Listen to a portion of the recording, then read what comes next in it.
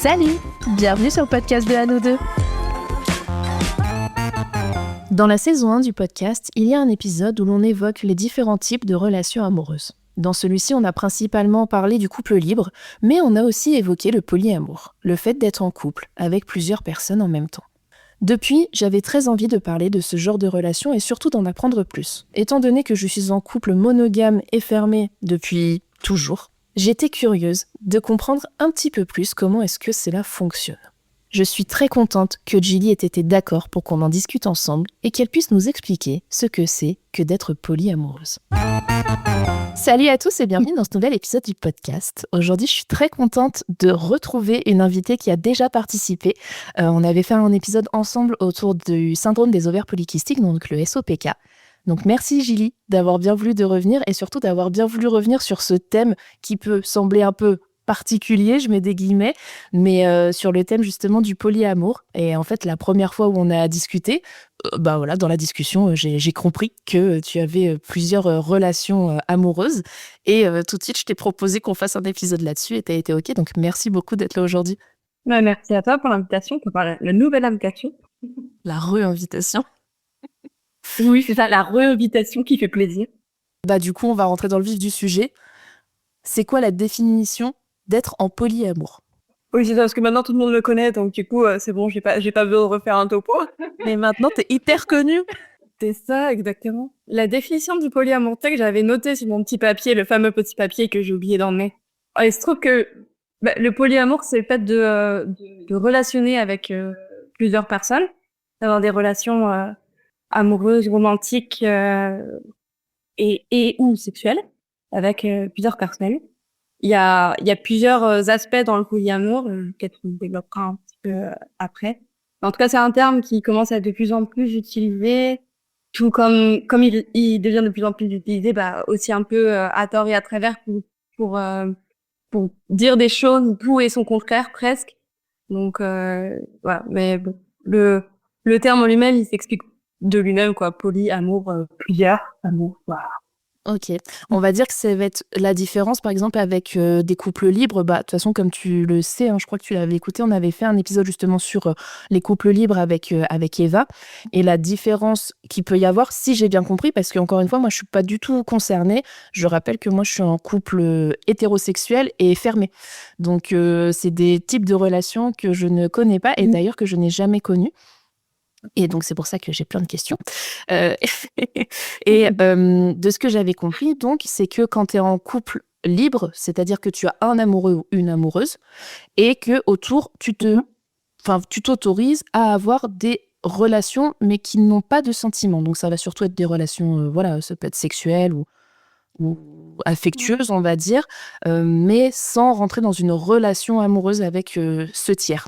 Alors que là, en polyamour, si je comprends bien, c'est vraiment avoir plusieurs relations amoureuses en même temps. C'est ça. Ok. C'est ça. Le couple libre, il y a vraiment cette notion de on va avoir ailleurs d'être autorisé pour souvent pour des raisons sexuelles, pour ne pas se priver de effectivement d'avoir d'autres partenaires romantiques ou charnels. Euh, Dans le polyamour, c'est vraiment on entretient des relations amoureuses avec plusieurs personnes. Alors après, il se trouve qu'effectivement, il y a des personnes qui sont polyamoureuses, mais qui ont toujours un format hiérarchique.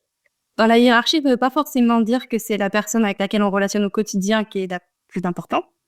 Des fois, c'est pas le cas. Mais souvent, c'est le cas. C'est-à-dire il y a beaucoup de personnes en polyamour qui ont un partenaire de nid ou de... Il y a encore d'autres termes. Moi, j'aime bien de nid parce que je trouve ça mignon comme terme, mais voilà, un partenaire avec ou une partenaire, un partenaire. Je sais pas pourquoi je genre au masculin, mais un ou une partenaire avec laquelle ils relationnent au quotidien le plus souvent, qui va être leur partenaire premier, et ensuite d'autres partenaires autre chose qui viennent voir moins régulièrement. Mais c'est pas le cas de toutes les personnes polyamoureuses. Voilà. Ok, j'avais entendu, alors peut-être que ça fait partie des choses qu'on commence à entendre à tort et à travers, j'avais entendu parler de relations comètes.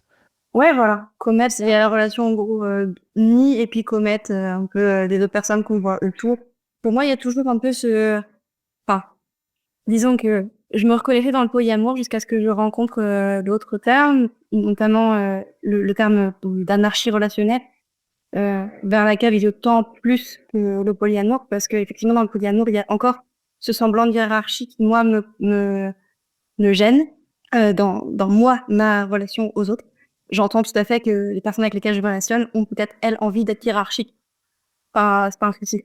Néanmoins, pour moi, j'ai pas envie d'hiérarchiser les personnes avec lesquelles, voilà, j'ai pas envie qu'il y en ait une qui se sente supérieure aux autres dans le droit qu'elle a de me voir ou de faire des choses avec moi. Mais effectivement, dans le terme comète et niche, je trouve qu'il y a, ou principal et comète, il y a encore cette idée de, il y a une personne qui est plus importante que les autres. Et ça me gêne un peu.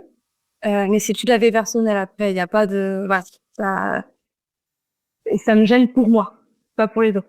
Et comment est-ce que t'en es venue à découvrir, je sais pas si on peut dire ça comme ça, mais comment est-ce que t'as connu ce genre de relation? Parce que, moi, tu vois, je l'ai découvert, entre guillemets, assez tard. Enfin, pour moi, ça fait que quelques années que je connais de loin ce genre de relation. Enfin, en tout cas, que je sais que ça existe. Et j'ai 34 ans, tu vois, donc je pense que ça fait, depuis que j'ai 30 ans. Donc vraiment, c'est récent, tu vois, que j'entends en tout cas parler du polyamour. Donc toi, depuis combien de temps est-ce que tu es dans ce genre de relation? Et quand est-ce que tu as commencé à le connaître? Et comment?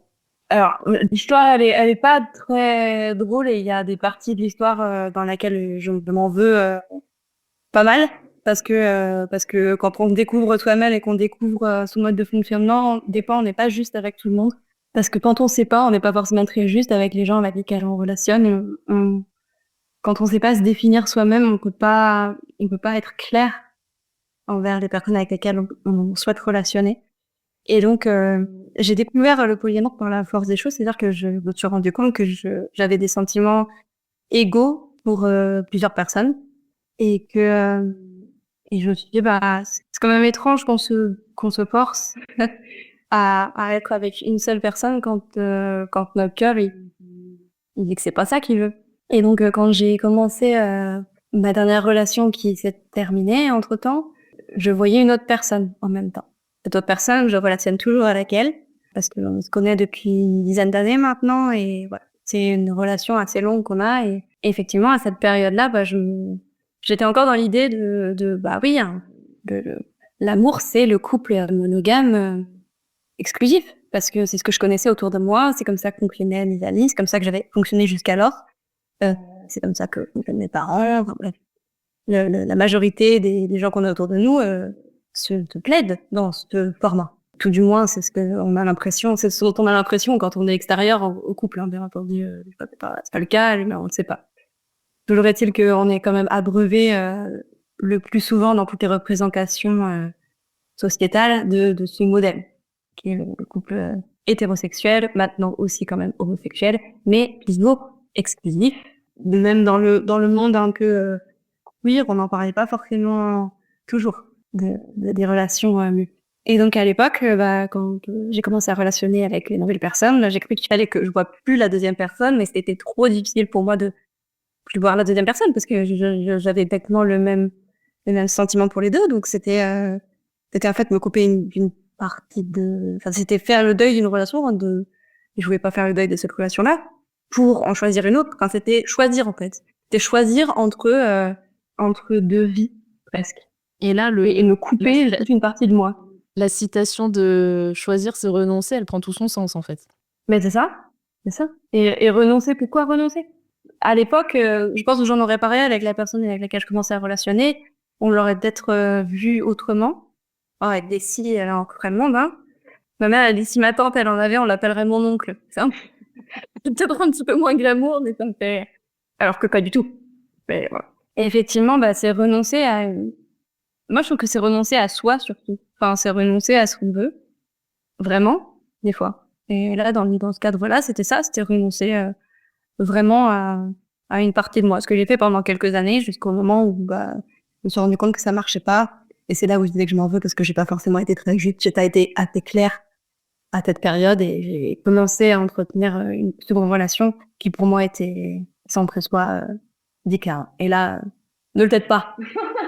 Ça ne marche pas.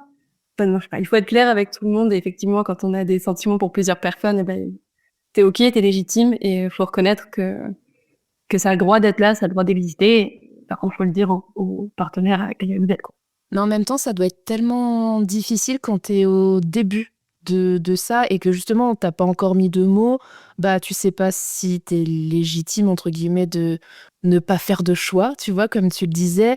Enfin, j'imagine que ça doit Ouais. être une période hyper délicate. Enfin, t'as dû être hyper perdue entre, bah, moi, la société, et depuis que je suis petite, on me montre que, bah, un couple, c'est deux personnes ensemble. Et moi, en fait, bah, j'ai pas envie de ça, mais en même temps, c'est toujours ce qu'on m'a dit. Donc, en fait, je vais quitter celle-là pour aller avec une autre, mais j'ai pas envie. Enfin, alors oui, Mm. c'est pas bien. Enfin, c'est vrai, c'est pas bien et de mentir ou de cacher des choses et de ne pas être au clair avec chaque personne avec qui on relationne.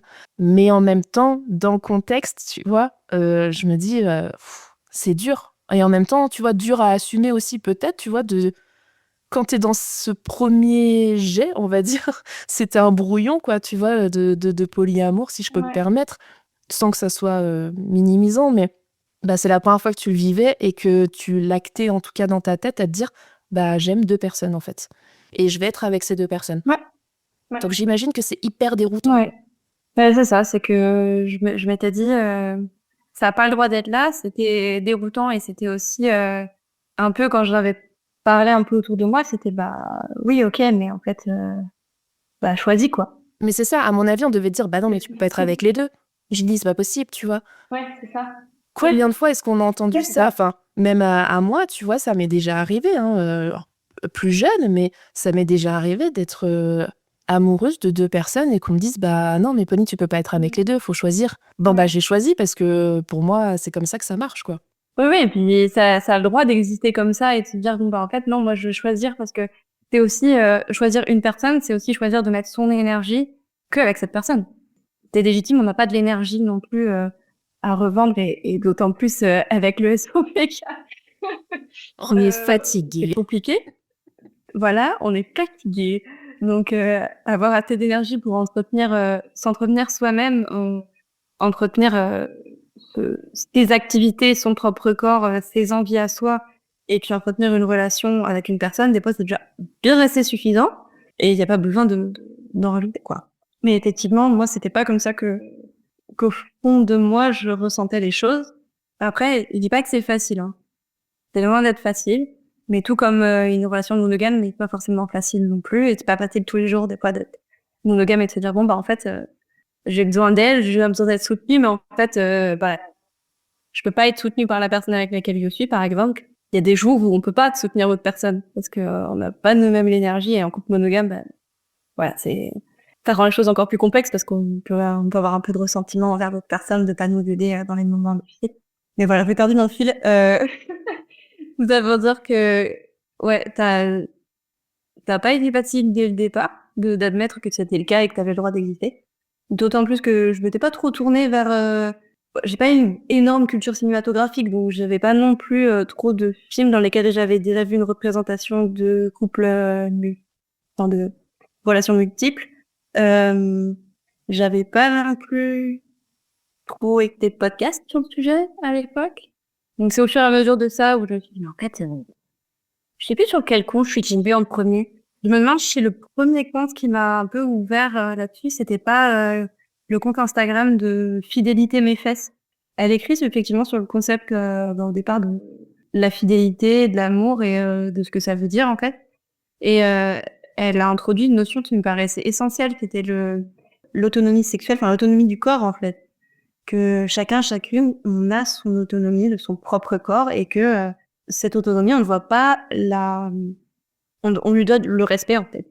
Et donc, c'est-à-dire que si mon propre corps a besoin d'autre chose que une seule personne, et ben c'est ok en fait. Et il y a tout un concept tout autour que je trouve hyper intéressant. Sabine en parle beaucoup mieux que moi du coup sur son compte, que je conseille même aux personnes, enfin toutes les personnes en fait. C'est simplement un regard autre sur sur le couple aussi, sur qu'est-ce que ça veut dire être fidèle en fait. Que la fidélité, c'est pas l'exclusivité, pardon, c'est pas la même chose. On peut être fidèle à plein de choses, on peut être fidèle à tes idées, on peut être fidèle des personnes, on peut être fidèle en amitié, c'est-à-dire qu'on n'a qu'un seul ami. Voilà. C'est tous des concepts qui m'ont fait revoir un petit peu ma copie et me dire ah purée, c'est vrai que peut-être je confondais des termes et je faisais un mix de plein de choses et donc j'étais perdue parce que j'avais pas les bons termes en fait. Comment est-ce que tu le présentes? Par exemple, tu vas avoir un crush sur une personne. Est-ce que c'est quelque chose que tu dis tout de suite? Est-ce que c'est bête ce que je veux dire, mais est-ce que vous vous reconnaissez entre vous, tu vois? J'en sais rien, je dis peut-être une dinguerie, tu vois? Mais Ça serait tellement plus pratique et tellement est-ce qu'il y a un radar à polyamoureux? Alors non, il y a pas de radar. ah purée. Ça rendrait les choses un Je peu quitte plus le simples. podcast. Euh, Ça rendrait les choses beaucoup plus simples, mais non.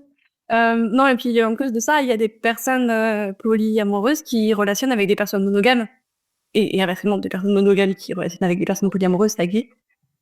Il faut que les personnes soient au courant et d'accord pour que ce soit le cas. Mais ça existe, voilà. OK, bah, tu vois, Ça existe. je pensais pas du tout. Euh, Pour moi, des personnes en relation ouais. multiple n'étaient qu'avec des personnes en relation multiple. Mais il faut que la personne monogame soit d'accord avec le fait que Bien sûr, on sa rappelle que le partenaire. consentement est très important. Voilà, exactement. Mais le consentement éclairé surtout. Vadico, c'est ça qui est important. Et donc effectivement, ça rejoint ta question. Est-ce que je le dis dès le départ? Oui, parce que pour moi, c'est important que les personnes avec lesquelles je relationne me connaissent, en fait. Et c'est une partie non négligeable de ma personnalité, je pense. Donc oui, faut le dire, parce que j'ai lu il y a pas longtemps effectivement un post là-dessus, une personne qui disait qu'elle le disait pas nécessairement dès le premier rendez-vous, par exemple. Comme le terme est un peu flou encore pour la plupart des personnes, on peut vite passer pour des personnes qui ont rien à faire en fait, ou pour des personnes légères, des personnes qui volettent, voilà, En mode qui sont libertinage. papillonnes. Voilà. Et puis même qui, du coup, on passe souvent pour des personnes qui ont peur de s'engager, qui ont peur de s'engager dans des relations profondes, quoi. En fait, souvent c'est ah bah oui oui mais alors il y a ça, c'est une passade, enfin, ça va te casser. Et puis c'est oui mais c'est parce que t'as pas trouvé le bon, t'as pas trouvé la bonne. Bah si, mais du coup ils sont plusieurs. Les singes arrêtent bon bum. Donc, C'est ça, en fait, ça c'est un truc. Et alors, pourtant, je suis en couple monogame, hein, mais je suis persuadée ouais. qu'une seule personne ne peut pas répondre à tous tes besoins. En fait, ça c'est pas possible. J'avais fait un épisode sur l'amitié et sur les meilleurs amis, et pour moi ça se rejoint. Tu vois, les deux c'est pareil en fait. Et aussi, ça existe, mais avoir que un ou une amie comme un ou une amoureuse, bah, une personne ne peut pas combler tous tes besoins et ne peut pas être là tout le temps pour toi, à ta disposition et toujours prêt à t'écouter, à te soutenir, à rigoler exactement des mêmes choses. Enfin, c'est impossible, tu vois. Et je comprends, par contre, tu vois, complètement ce truc de se dire, bah, je suis en couple avec Monsieur A, parce que lui, il m'apporte, je sais pas, un sentiment de sécurité, on rigole des mêmes choses et tout. Et je suis aussi en couple avec Madame B, en même temps, parce que bah, elle m'apporte du fun et de la folie, et enfin, tu vois, j'en sais rien, quoi. Et ça, par contre, bah, je trouve que c'est important de le dire. Enfin, je trouve ça compliqué de dire, ouais, mais c'est parce que t'as pas trouvé le ou la bonne personne. Bah, en fait, elle n'existe pas. Il y a une des meilleures personnes, mais il y aura jamais à 100%. C'est impossible, en fait. Enfin, pour moi, c'est ce qui me paraît aussi le plus logique. Après, on a été biberonnés avec cette idée du prince charmant ou la princesse qui va effectivement soit sauver, être sauvée, que on trouve sa moitié, comme si on mettait à moitié vide en fait, et qu'il y avait une personne qui venait combler, qui était ta deuxième pièce du puzzle, et puis elle vient le combler en fait. Vous avez déjà fait beaucoup de puzzles de 2 pièces, vous? Alors, bah, quand j'étais à la crèche, je te ferais dire que Voilà. C'est vrai, c'est vrai. C'est vrai. Mais bon, après on grandit, tu vois, on commence à faire des puzzles avec une centaine de pièces. avec un 1000 pieds. Non, pour outre la métaphore assez malvenue, parce que entretenir sans relation, déjà, ça serait compliqué. Il y a ce truc de pas être complet et que tu vas trouver une seule personne qui va être ta moitié, moi, ça m'a toujours paru un peu... Enfin, tu t'en rends compte rapidement, en fait, que ta moitié, elle comble pas tout. Et qu'il y a toujours un peu des choses qu'il faut soit que tu combles toi-même, soit que tu trouves auprès d'autres personnes qui vont pas être forcément des personnes avec lesquelles tu vas avoir une relation charnelle, mais peut-être ça va être une relation amicale très prononcée, une amie ou un ami avec laquelle tu vas partir en vacances peut-être plus souvent qu'avec ton conjoint, pas plus loin. Et ça, on se pose pas trop de questions. On va pas dire, bah oui, bah c'est comment tu le considères, est-ce que c'est ton amoureux, ton amoureuse? Non, on va dire, bah c'est sa meilleure cote, quoi. Exactement. Et pourquoi dès que c'est une personne avec laquelle on a des relations charnelles, il faut tout de suite on définisse en plus ce que c'est. Est-ce que vraiment on a besoin de définir est-ce que j'ai besoin de dire que c'est mon partenaire, ma partenaire? Est-ce que j'ai besoin de dire que c'est mon meilleur ami, c'est ma meilleure amie?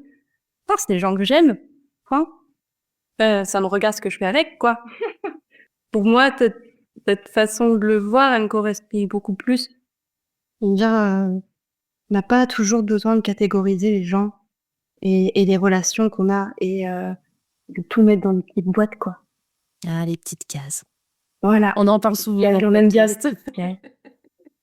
C'est vrai. C'est vrai. On n'en parle pas en bien, en plus, de des pauvres petites cases. Sont trop petites et trop nombreuses. C'est ça, c'est ça. Alors, t'en as un petit peu parlé, du coup, mais ça semble pas si facile, en tout cas au début, de sortir de ces cases de couple qu'on nous présente.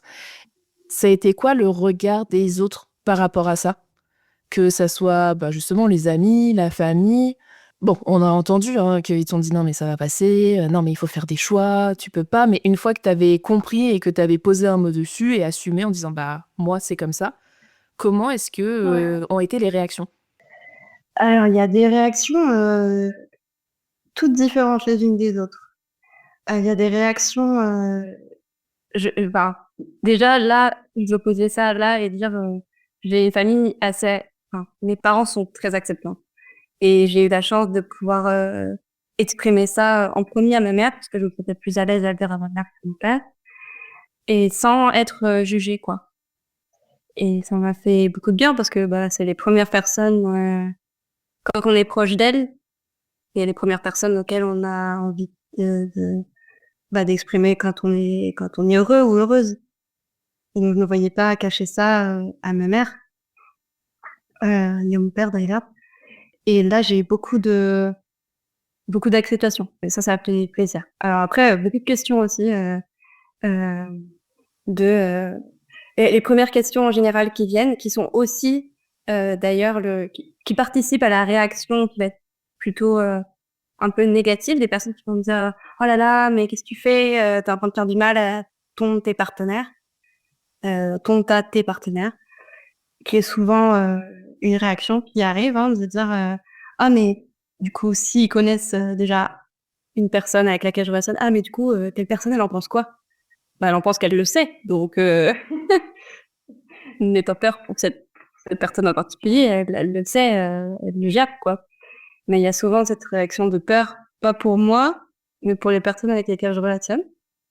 Qui est marrant, parce que du coup, les personnes proches de moi se mettaient plus dans les À la place de l'autre. des personnes, ouais, c'est ça, à la place de l'autre qu'à ma place. C'est une empathie inversée un peu. Voilà. Ouais, C'est toi leur ami, mais ils vont s'inquiéter pour l'autre personne. voilà. Mais c'est ouais, très divers. Alors après, je le dis pas forcément à tout le monde non plus. Des fois, ça arrive dans des conversations parce qu'on me demande ce que t'as fait, où t'étais, ou alors ce que tu vas faire, avec qui tu vas.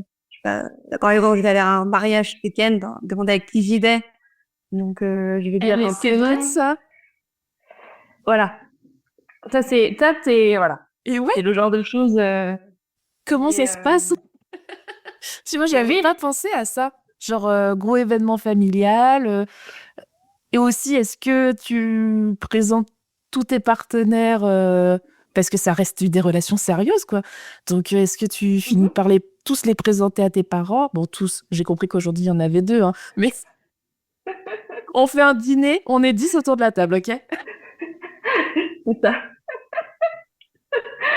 Non, puis il y a forcément dans les, pas forcément, non, pas forcément, mais je veux dire, dans les partenaires tu as peut-être aussi des personnes qui sont peut-être pas à l'aise avec le fait justement de se rencontrer les uns les autres, de voir alors, il y a un terme qui est le métamour, donc c'est la personne avec laquelle alors, toi tu relationnes avec une personne, cette personne avec laquelle tu relationnes avec d'autres personnes, les autres personnes sont tes métamours. Ok. Et je sais pas si on a d'ailleurs un terme en français. Je sais que j'ai beaucoup de références en anglais sur ce thème. Donc la personne du milieu, on l'appelle le hinge. Donc c'est la personne qui est le maillon du milieu, quoi. C'est-à-dire que c'est là où ça bouge, quoi. Et qu'il y a d'autres personnes des deux côtés. Et donc des fois les métamours sont ok pour se rencontrer. Puis des fois ils ont pas du tout envie de se rencontrer pour diverses raisons. Donc on n'est pas forcément à toujours faire euh, du polyamour de comment ils appellent ça? Pas de petit déj, mais il y a un autre nom, mais qu'en gros il y a plusieurs formats de polyamour, dont un où bah, potentiellement les gens Ils se connaissent tous entre eux, quoi. voyant tous les jours, donc ils connaissent tous entre eux et ils prennent le petit déj ensemble. Ok, ok. Mais c'est pas forcément le cas de tout le monde. Mais effectivement, dans les contacts avec les familles, ça peut être un peu compliqué parce que on est quand même beaucoup à, par exemple, fêter Noël. Où tu fêtes Noël, du coup? Avec qui? Qui est-ce que t'invites? Mais ouais, ça peut amener à des petites complications. C'est un jeu de réussir à bien communiquer et à ce que tout le monde soit satisfaite de la relation, quoi. Ouais, de pas se sentir comme la cinquième roue du carrosse. C'est ça, exactement. Mais effectivement, ouais, donc il y a une partie de ma famille qui le sait. Il y a une partie qui le sait pas. Dans mes amis, la plupart le savent. Ils connaissent pas forcément toutes les personnes. Toutes les personnes. Je vais réutiliser le toutes les personnes avec lesquelles on l'a dit. Mais, mais oui, c'est quand même, pour ma part, j'ai quand même eu, ouais, c'était très acceptant quand même. Ok. Bah, c'est cool, tant mieux. Enfin, Ouais. je suis contente pour toi de savoir que ça a été le cas comme ça, quoi. Ce qui est le plus difficile, je trouve, à faire face, c'est effectivement cette idée que ont beaucoup de gens qui est que c'est une passade et que c'est pas sérieux en fait. Que les nouvelles personnes que tu rajoutes, bah c'est des petits rajouts quoi. C'est pour parce que tu es dans de vouloir autre chose, mais mais ils considèrent pas que que vraiment tu entretiens une relation complexe quoi avec ces personnes. Moi, enfin, je pense que tu t'en souviens même pas, mais en fait, comment je me suis rendu compte que t'étais en polyamour? On papotait de tout et de rien, je crois, et tu m'as dit oui, mais j'étais chez un de mes copains, ou enfin, je sais plus Un de exactement. mes amoureux, souvent Un on de dit mes un de mes amoureux, ouais. Et t'as dit un de amoureux. mes amoureux, là, j'ai fait. C'est-à-dire? Ça attire. Et là, je te dis, ah, t'es en polyamour, et tu m'as dit oui, oui, oui, et j'étais genre, tu veux pas faire un épisode là-dessus, s'il te plaît? S'il te plaît. Mais effectivement, tu vois, dans ton langage, enfin, dans ta manière d'en parler, tu vois, tu disais, je suis pas en mode, je le crie sur sur tous les toits, enfin, et normal, enfin, ça te regarde et tu fais ce que tu veux, tu vois. Mais oui, en papotant avec toi, bah, on peut vite comprendre que t'es dans ce genre de relation, quoi. Ouais. Puis ça m'arrive de le dire des fois en me disant ah peut-être ça va pas passer, que la personne en face elle va pas forcément bien réagir, enfin bien réagir, qu'est-ce que ça veut dire bien réagir, mais euh, des fois je le dis en me disant je le dis d'une manière pour laisser la porte ouverte. Si la personne en face elle a envie de me poser une question, elle peut, mais euh, mais en soi c'est vrai que souvent dans mon fort intérieur je me dis bah ça devrait être pareil que si je enfin, tout le monde part du principe qu'on est monogame, alors que ça devrait pas être le cas, en fait. Pourquoi on part de ce principe-là? Et que moi, je sors de la norme. J'ai pas de Et réponse à cette forcément, question. il faudrait que j'explique. Alors que, en réalité, non, il faut pas que je m'explique sur la manière que j'ai de relationner avec les gens. Il y a pas de n'y a pas de raison que je m'explique en à un à chaque fois avec les personnes avec lesquelles je discute, quoi. Tu pourras lui envoyer le podcast. Si on peut le dire pas. C'est ça. SDP référé au podcast. Flemme. Tiens, un lien. C'est ça. Flemme TF le podcast.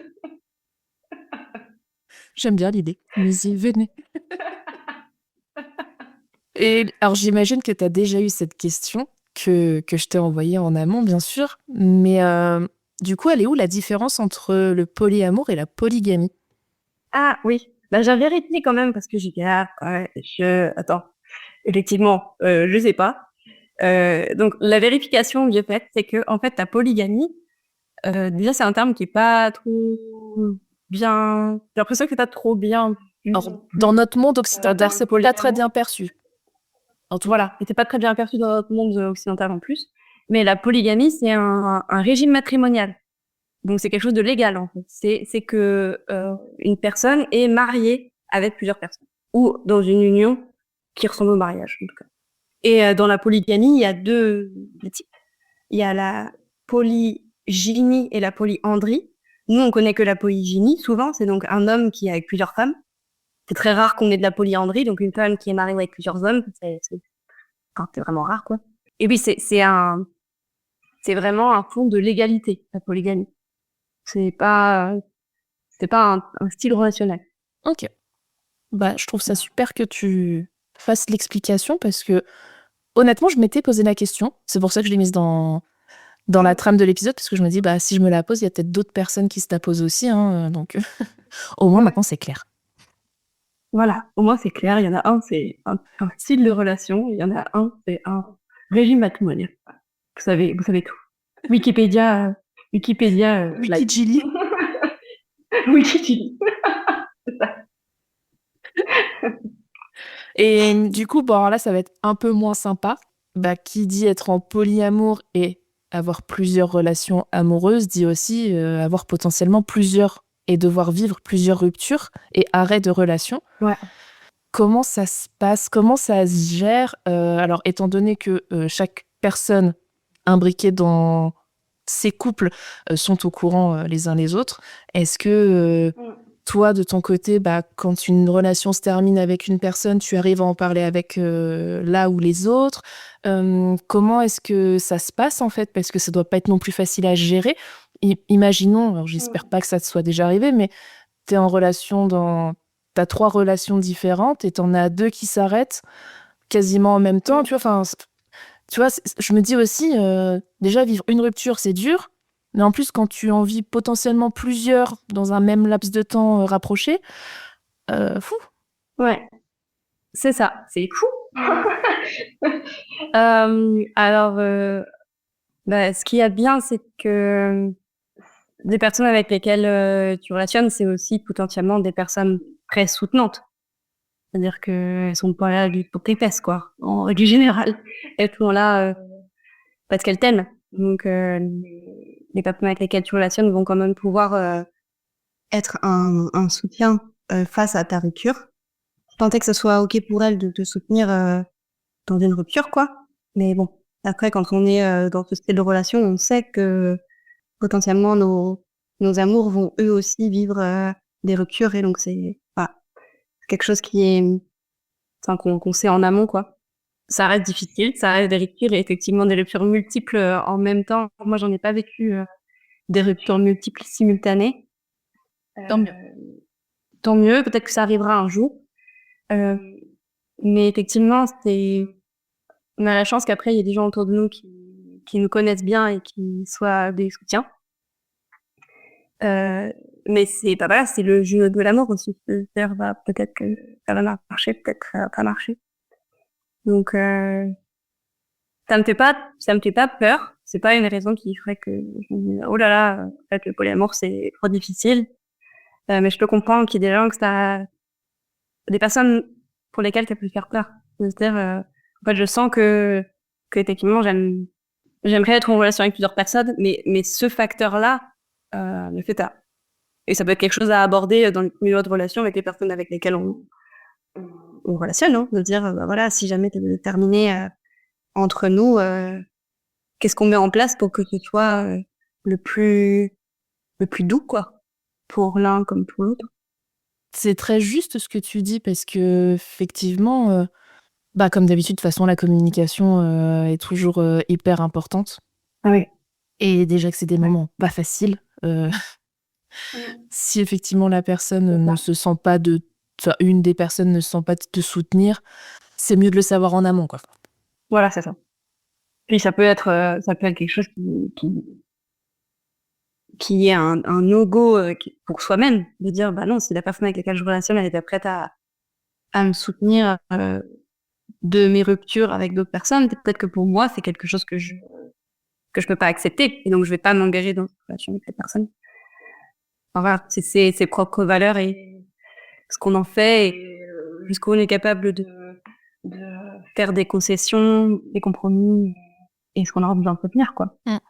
Mais c'est Mais oui, bien d'avoir conscience de ça, tu vois, de se dire, bah oui, qui dit polyamour dit potentiellement aussi vivre plus de ruptures amoureuses que quand on est en monogamie ou en couple libre aussi, tu vois. Même si je pense qu'en couple libre, tu peux aussi avoir de l'affection, tu vois, pour certains ou certaines de tes partenaires, et quand ça s'arrête, éprouver vraiment de la peine et vivre un truc douloureux. Ouais. Mais c'est vrai que c'est aussi quelque chose à prendre en compte. Même si j'imagine qu'il y a aussi tellement d'autres côtés positifs. Enfin, voilà, depuis le début de l'épisode, je pense qu'on a compris aussi que il y avait beaucoup de côtés positifs et chouettes à ce genre de relation. Mais comme partout, et tu l'as très justement dit un petit peu plus tôt, c'est que il n'y a aucune relation, quelle qu'elle soit, de n'importe quel type qu'elle soit, qui sera facile tous les jours, en fait. Enfin, qu'on soit en monogamie, oui, il y a des moments où c'est compliqué.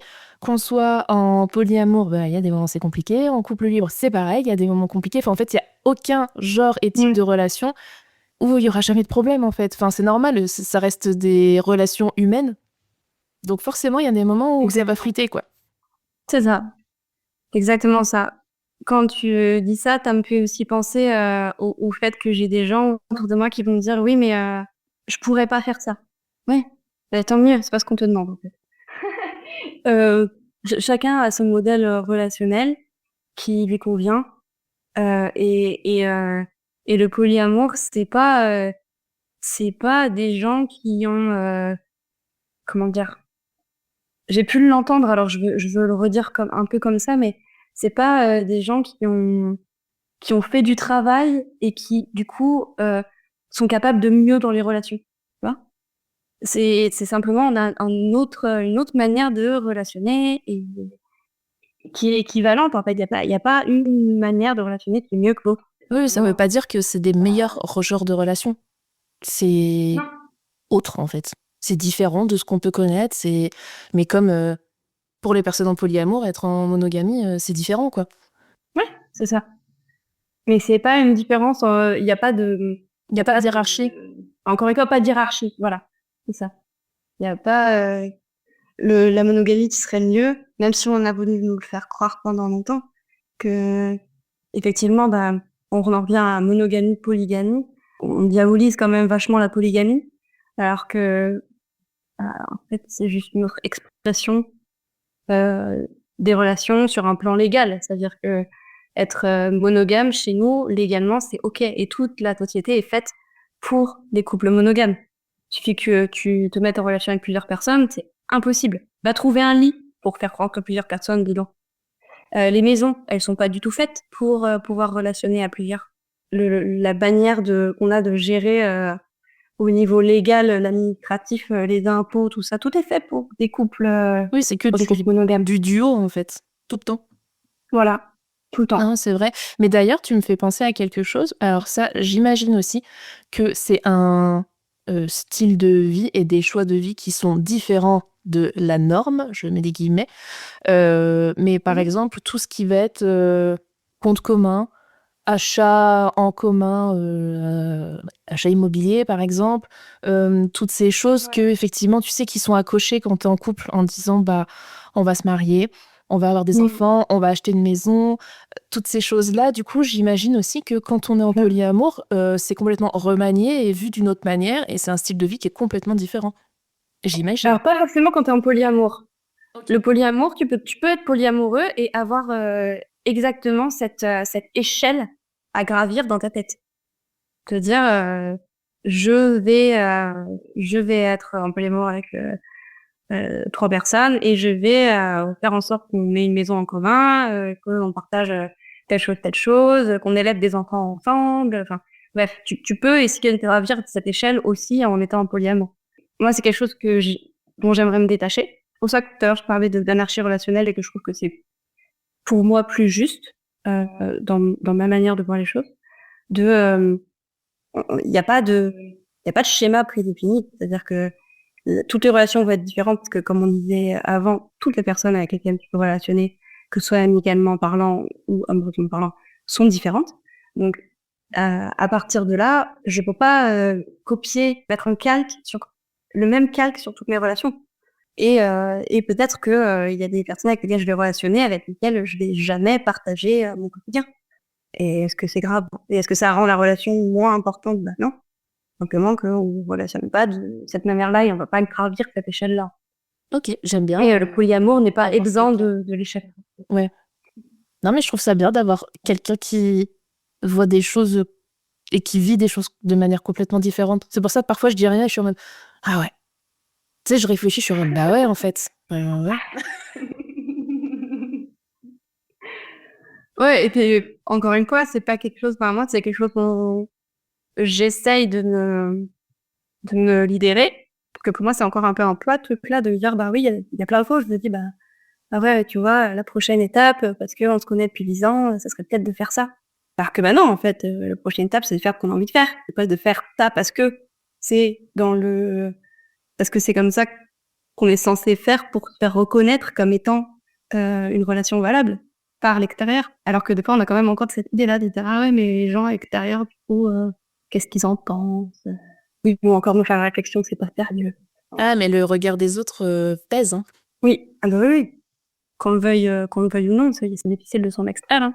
C'était quelque chose qui m'était pas si clair, et puis j'ai lu pas mal de posts, j'ai commencé à lire des bouquins sur le sujet et de me dire, bah ouais, c'est vrai que, en fait, je l'avais pas remis en question au départ, et maintenant je me dis, bah, peut-être si, je vais remettre ça en question, parce que c'est vrai que ça me touche, quoi. Et justement, pour terminer l'épisode, est-ce que tu aurais des recommandations sur ce sujet, des recommandations culturelles, hein, donc ce que tu veux, que ce soit séries, films, livres, documentaires, compte Instagram? Ouais, je suis quand même plutôt des comptes Insta pour ce genre de choses parce que aussi lire un livre, ça peut être avoir plein de termes comme ça qui nous balancent d'un coup, ça fait beaucoup peut-être. Euh, mais sur des comptes Insta, bah, t'en as un peu par jour, un peu chaque jour, t'as des petites idées. C'est plus digeste. Voilà, c'est plus digeste. Bah pour celles et ceux ou celles qui parlent anglais, moi le compte que j'aime beaucoup qui m'ouvre les yeux sur plein de choses s'appelle Decolonizing Love, et eux parlent à la fois de colonialisme dans les relations, mais aussi ils parlent eux d'eux, mais ils sont tous deux polyamoureux et ils parlent souvent, c'est leur relation la plus longue entre eux, et donc ils ont un compte ensemble et ils font plein de petites vidéos ou des posts sur différents thèmes que je trouve assez intéressant. Ça ouvre les yeux sur pas mal de choses. Encore en anglais, il y a The Queer Podcast. Eux, c'est vraiment aussi très chouette parce qu'ils invitent ils invitent plein de monde, et il y a notamment des épisodes sur des relations multiples, polyamour, plein de choses différentes. En français, il y a Fidélité mes pets, ça m'a parlé. Il y a Orgasme et moi aussi, qui a parlé pas mal de fois de ça, et pareil, elle est hyper juste, je trouve, dans sa manière d'aborder les choses, sans aucun a priori et sans aucun jugement, quoi. C'est vrai qu'il n'y a pas trop de références en français. Ça manque. Peut-être je t'en trouverai et je les enverrai, tu pourras les mettre sous le... Oui, bah, de toute façon, là, les comptes que t'as indiqués, je les mettrai en description de l'épisode, comme ça, on aura les noms et vous pourrez aller voir. Et même moi, j'irai voir. Ouais. Et puis, si entre-temps, t'en as d'autres qui te reviennent, ça serait intéressant qu'on puisse les ajouter. Ouais, puis sinon, dans les films, c'est quand même encore assez rare d'avoir des relations souvent, c'est des triangles amoureux auxquels on a affaire, qui se finissent souvent pas bien, d'ailleurs. Donc, c'est pas forcément les meilleures références. Non, mais puis c'est vachement dans le critère de triangle amoureux, il faut faire un choix, quoi. Oui, voilà, c'est ça. C'est souvent ça l'idée sous-tendue derrière. Si, il y a une série qui est hyper connue, qui est Sense8. Moi, c'est ma seule référence. Mais ça peut être la seule et qui est aussi... on le considère pas forcément comme ça, mais oui, c'est 8 personnes qui relationnent ensemble, en fait, d'une manière très intense et très intime. Donc oui, c'est du polyamour, mais sous couvert de SF et de plein d'autres choses. Donc qu'est-ce que j'ai regardé? Là, j'ai regardé un film très étonnant, pas forcément pour tous les publics, qui s'appelle Short Bus. Et c'est un film sur la sexualité avec beaucoup de scènes très explicites, où dedans il y a effectivement un petit groupe, 3 hommes qui sont une sorte de polyamour, quoi. Où ça se passe pas forcément ni bien ni mal, c'est un exposé, quoi, de plein de choses différentes, de plein de sexualités différentes, de plein de mœurs différentes. Mais sinon, c'est vrai que j'ai regardé, je suis allée sur IMDb, il y a une catégorie les films et séries de polyamour. Ah ouais? Alors, je l'ai pas vu, ce film, mais apparemment, il y a un film qui s'appelle Challengers avec Zendaya. Ah, mais oui, t'as raison. Et il est récent, lui. Il est sorti l'année dernière ou il y a 2 ans, je crois. C'est ça. Et apparemment, ça parle de polyamour. Alors, il faudrait que je le regarde. Ok. Enfin, la vie là-dessus. C'est vrai, mais je crois que j'en ai entendu parler d'ailleurs, mais j'ai l'impression que le terme n'a pas été dit, en fait. Ouais, c'est possible. Et pareil, c'est encore une fois sous forme de triangle. C'est encore 3 personnes, quoi. Oui, mais c'était deux garçons et une nana. Ils sont deux. Ouais, c'est ça. Ouais, c'est vrai que ça manque peut-être encore un peu de visibilité. Si, il y a, pour ceux qui aiment la SF, moi j'aime beaucoup la SF, alors je fais une petite recommandation, mais il y a un bouquin, une quadrilogie, comme ça qu'on dit quand on a 4, de, je sais pas, de Becky Chambers, qui a écrit 4 livres qui se suivent. Le premier s'appelle L'espace d'un an, et donc tout se passe sur des vaisseaux de plateau, sur des planètes lointaines. Et donc, c'est plein d'espèces différentes. Les humains, on est un peu relégués, on est un peu des tocards de la galaxie, un peu, dans ses bouquins. Ah, ça, Il y a plein d'autres espèces, voilà. Des fois, ce que je me dis, mais bon. Et donc, il y a une espèce en particulier qui a un modèle relationnel très, très différent des humains et qui, donc, a beaucoup de partenaires. Et ça aussi, ça m'a fait me dire, ah bah ouais, c'est vrai que en fait, nous, on relationne comme ça les êtres humains, mais en vrai, on se trouve, on rencontrerait les gens venus d'ailleurs, on se rendrait compte que eux, leur système de normes est complètement différent du nôtre. Enfin, moi, ça m'avait aussi ouvert les yeux sur le fait que peut-être qu'il y a d'autres choses qui existent. Trop cool. Bah, merci beaucoup, Julie, d'avoir partagé ton regard et ton expérience là-dessus et d'avoir répondu à mes questions bizarres. Bah, merci à toi. Il faut les poser. Puis je trouve que c'est bien de pouvoir y répondre. En plus, voilà, maintenant on commence à se connaître, qu'on discute. Voilà, on discute de tout et de rien. Et c'est normal que chacune se pose des questions parce que c'est pas la norme et donc forcément, tout ce qui est différent. Moi, je préfère qu'on se pose des questions, qu'on y réponde honnêtement et qu'on essaye de pas juger les uns les autres sur la manière qu'on a de répondre en fait. Et comme ça, c'est dit et c'est aussi les différences sont mises à jour et révélées, je veux dire mises sous la lampe quoi. On voit que il y a plein de choses qui existent et que on reste pas seulement dans nos petites cases à se dire oh la case là-bas ils sont bizarres. Exactement, juste voilà. Moi, typiquement, c'est pas mon genre de relation, c'est pas quelque chose que je connais. Mais justement, je trouve que d'être curieux et de vouloir s'intéresser, c'est aussi arrêter de stigmatiser ce genre de relation et de se dire ouais, non, mais ces gens-là, ils sont pas fiables ou, comme tu disais, ils savent pas s'engager. Enfin, voilà, d'avoir des a priori et des jugements, alors qu'en fait, je suis vraiment très partisane de laisser chacun faire ce qu'il veut. Enfin, tant qu'il fait du mal à personne, en fait, qu'est-ce que ça peut vous faire, quoi? Oui, c'est ça. Puis tant que c'est choisi, conscient, éclairé et que tout le monde est au courant, quoi, et qu'on essaye les uns les autres de se soutenir, en fait. Ouais, voilà, où est le problème? C'est-à-dire que les problèmes qui peuvent arriver dans des relations multiples, ils sont vus au sein de la relation. C'est-à-dire que c'est pas moi qui impose que je le vis comme ça et que l'autre personne, elle doit faire avec. On est là aussi pour s'accompagner les uns les autres et s'entraider sur nos propres sentiments et notre propre notre propre développement. Donc, on est là pour se faire du bien. On n'est pas là pour juste d'abord, oui, moi je suis comme ça. Et puis je changerai pas. Et puis, c'est tout. C'est marrant, je vois quelqu'un quand tu fais ça, mais bon. Parce que j'ai croisé les bras et j'ai fait les gros biceps comme ça. J'ai fait les gros biscottos. Et vous voyez pas, mais c'est impressionnant. Ah ouais, des gens masculins. Et ben merci beaucoup en tout cas pour ce partage. Et puis j'espère aussi que ça aura permis aux personnes qui nous écoutent de peut-être avoir des réponses à des questions qui pouvaient se poser. Peut-être aussi faire venir des questionnements par rapport à leur genre de relation. Peut-être aussi que ça va éclairer certaines personnes qui se posent des questions. Et si c'est le cas, j'en serais vraiment ravie et super contente parce que si le podcast peut aider à vous sentir bien et à vous sentir mieux, vraiment, je n'en suis que ravie. On vous dit à bientôt. Merci beaucoup, Joline. Merci à toi. Merci d'avoir partagé ce moment avec nous. Si cet épisode vous a plu, n'hésitez pas à en parler autour de vous et sur les réseaux sociaux. Et pour rappel, le podcast à nous deux, c'est un mardi sur 2.